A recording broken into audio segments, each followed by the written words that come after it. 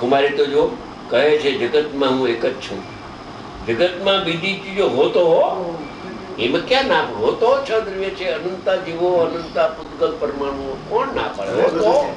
હોતો હું તો એક છું. અહીંયા મારી નજર તો અહીંયા છે, મારી નજર આ બહાર નથી, મારી નજર તો અંદરમાં થંભી ગઈ છે. બસ જ્ઞાન ફરતું નથી. જ્ઞેયો ફરે પણ જ્ઞાન ન ફરે. જ્ઞેયો એટલે શું? અંદરના જે પરિણામ છે ને એ જ્ઞેય છે, છદ્રવ્ય જ્ઞેય નથી. કલોલો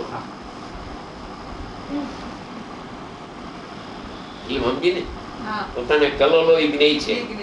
એ એટલું પકડાયું ને, પરિણામ જે થાય છે અંદરમાં એ જ્ઞેય છે, એ જ્ઞેય છે.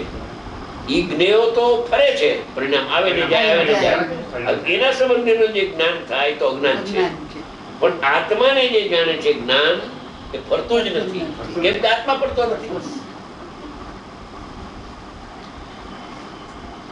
એક ફરે એ જ્ઞાન ન કહેવાય. જ્ઞાન કારણ કે તો જ્ઞેયો ફરે છે ને, જ્ઞેયની જ્ઞાન દોડે. આને જાણું, આને જાણું, આને જાણું, હવે આને જાણું, હવે આને જાણું. એ જ્ઞાન જ નથી.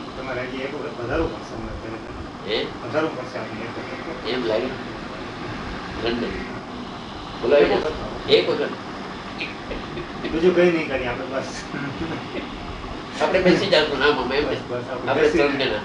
હજી અમારી ભૂલ છે, એ ભૂલ ભંગાવી છે. રજા આપશે બાપુજી, રજા આપશો ને અમારે ત્યાં આવવા માટે?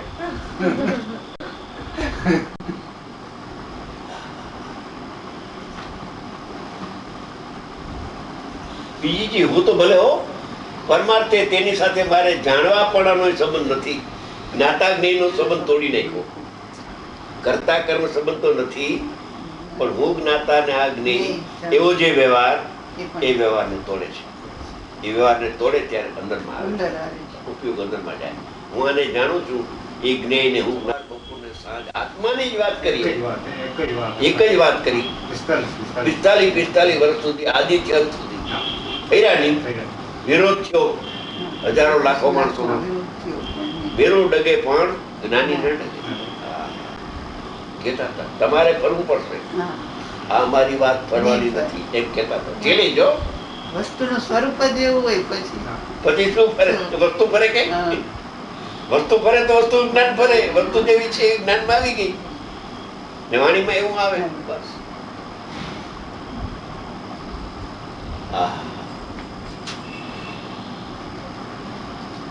અહીં શું કહે છે? બીજો પાડો શરૂ થાય. અહીં શું કહે છે કે પર જ્ઞેય, પર પદાર્થો એની વ્યાખ્યા કરે છે. પર જ્ઞેયની દેવ, ગુરુ, શાસ્ત્ર, પંચ પરમેષ્ટિ ને વ્યવહાર રત્નોત્તરી આદિ જ્ઞેય, અંદરના પરિણામ એ જ્ઞેય લીધા. એટલે બહારના જ્ઞેય અને વ્યવહાર રત્નોત્તરીના પરિણામ અંદરના જ્ઞેય. અંદરના વ્યવહાર રત્નોત્તરીના પરિણામ પણ જ્ઞેયમાં જાય છે, એ જ્ઞાનમાં નથી આવતા. જ્ઞેયમાં આવે છે, આત્મામાં તો નથી આવતા, પણ જ્ઞાનમાં નથી આવતા. એ પર જ્ઞેયમાં આવે છે. આપણે સવારે વાત થઈ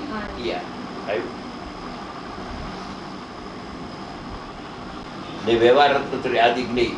હું જ્ઞાન ને હું જ્ઞાતા એવો સંબંધ હોવાનું તો દૂર રહો. હું જ્ઞાન ને હું જ્ઞાતા એવો સંબંધ હોવાનું તો દૂર રહો. હું જ્ઞેય, હું જ્ઞાન ને હું જ્ઞાતા એવા 3 ભેદ પણ હું નથી. એ ત્રણેય હું એક છું. જ્ઞાતા હું, જ્ઞેય પણ હું ને જ્ઞાન પણ હું. અંદરના 3 ભેદ એને અભેદ કરીને ભાંગી નાખ્યા. એને ભાંગી નાખ્યા. ભેદ ને ભાંગ્યા એટલે અભેદમાં આવી ગયો. અભેદ થઈ ગયું. એ ત્રણેય હું એક છું. જુઓ આ સ્વાનુભવની દશા. અનુભવી કે છે હું જ્ઞાન, હું જ્ઞેય ને હું જ્ઞાતા એવા જે 3 ભેદ ત્યાં સુધી અનુભવ નહીં થાય. ત્રણેય એક પણ થાય એટલે નામ સમ્યક દર્શન છે. આ પુસ્તક જે છે ને અધ્યાત્મ રત્નત્રય છપાણું છે ને, એની હારે આ એક બુક બાઇન્ડ કરાવેલું, એડ કરાવેલું, એડ છે તો ઓમાં કળશ ટીકામાં 271 છે. પણ એ કળશ ટીકા ઉપરનું આ આ સંવિધાનનું. સંવિધાન. એટલે એક બાઇન્ડિંગ કરાવી હા. અને લાઈફ ટાઈમમાં તો એક પુસ્તકો હાજી. લાઈફ ટાઈમ એમાં આ અત્યારે જે વાત છે ને એ તો આમ સચોટ છે. એને આવે પેલા અમારા ભાઈમાં આ નથી આવતું. હવે આવા હું કોચિત કરું. થઈ ગયા.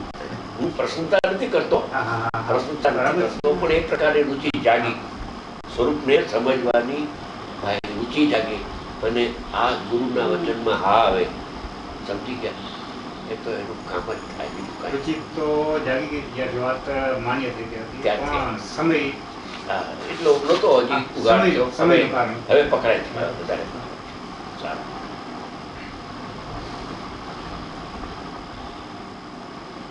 બે માટે સારું છે. એ બે માટે સારું છે. એકબીજાને આમ હા, બે માટે સારું છે, તમારા માટે સારું, એકબીજાને પરસ્પર સારું. એક આગળ ને એક પાછળ એક મજા ના આવે, બે હારે દોડે ને તો મજા આવે.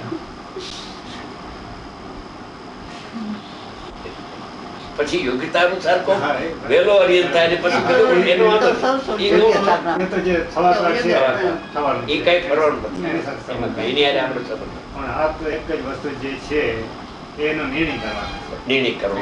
હું કોણ છું ને કેવો છું, બસ એટલો જ નિર્ણય કરવાનો. એમાં કામ થશે. જો આ સાનુભવની દશા જ્ઞાતા જ્ઞેયને જ્ઞેયની અભેદ થઈ ગઈ, એ દશા જ્ઞાન જ્ઞાતા જ્ઞેય એવા ભેદોથી ભેદાતો નથી, કટકા નથી થતા. ત્રણ સમજાવે તો અભેદમાં ભેદ કરીને સમજાવે બંધાય. તો વસ્તુ તો અભેદ જ છે, એવું જ છે. કટકા ન થાય ને. એવો અભેદ ચિન્માત્ર હું આત્મા છું, ભેદાતો નથી એવો અભેદ ચિન્માત્ર હું આત્મા છું. હું જ્ઞેય છું, હું જ્ઞાન છું, હું જ્ઞાતા છું, એવા ત્રણ ભેદ ઉપજે એ તો રાગ વિકલ્પ છે. એને વિકલ્પ છે. હું આને જાણું એ મિથ્યાત્વનો વિકલ્પ, વિકલ્પ અને જ્ઞાતા જ્ઞાન ને જ્ઞેયના ભેદ પાડવા એ સાધકનો વિકલ્પ. વિકલ્પ છે.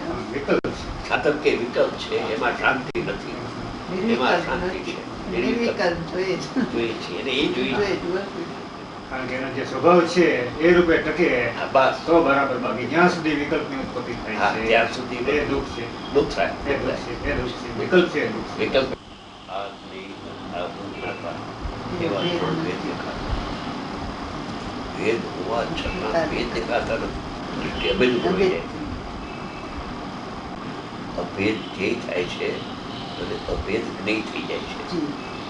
અભેદ ધ્યેયમાં ગુણભેદ દેખાતો નથી. દેખાતું અને અભેદ જ્ઞેય થયું એમાં આનંદની ક્રિયા જુદી દેખાતી નથી. નથી. આનંદમય આત્મા આનંદમય અનુભવે છે, બસ મય. નહીં.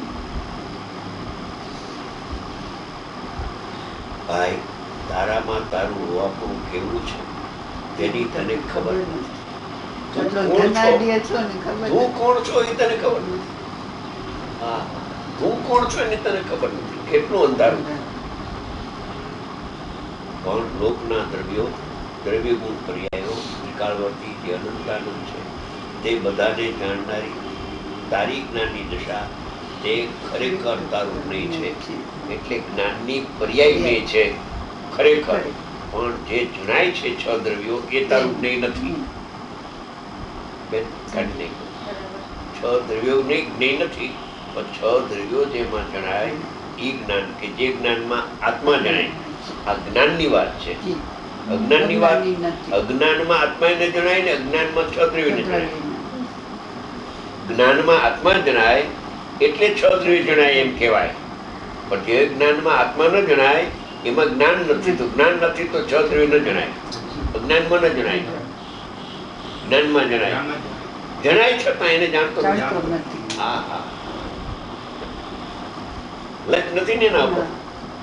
જણાય છે બધા પણ લક્ષ નથી એના ઉપર. હા, એને એટલું જ જોઈએ છે પોતે પોતાના જ્ઞાનની પર્યાય. બસ. એટલું જ છે, બીજું કઈ બહાર છે. બહાર ક્યાંય જવા જેવું નથી. અંદરમાં આવી જાય ને તો એને જલ્દી કામ થઈ જાય. ખરેખર તારું જ્ઞેય તો તારી જ્ઞાનની પર્યાય છે. જે પર્યાયમાં 6 દ્રવ્યો જણાય છે એ જ્ઞેય નથી તારા. તે દશા એટલી નહીં, પણ તારા દ્રવ્યગુણ પર્યાય એ બધું જ્ઞેય છે. હવે જો ખુલાસો કર્યો કે જ્ઞાનની પર્યાય જ જ્ઞેય તને કહ્યું, પણ એટલી જ્ઞાનની પર્યાય જ્ઞેય નથી. તારો આત્મા દ્રવ્ય ગુણ અને પર્યાય તને અભેદ થઈ જ્ઞેય છે.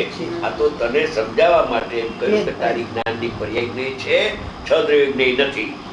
ઓનો નિષેધ કરવા માટે જ્ઞાનની પર્યાયને જ્ઞેય કહ્યું, પણ જ્ઞાનની પર્યાય જ જ્ઞેય ન હોય, પણ અભેદ આત્મા દ્રવ્ય ગુણથી પર્યાય પરિણમેલો આત્મા એક જ્ઞેય છે. આખો આત્મા એક જ્ઞેય છે, તે બધું જ્ઞેય છે.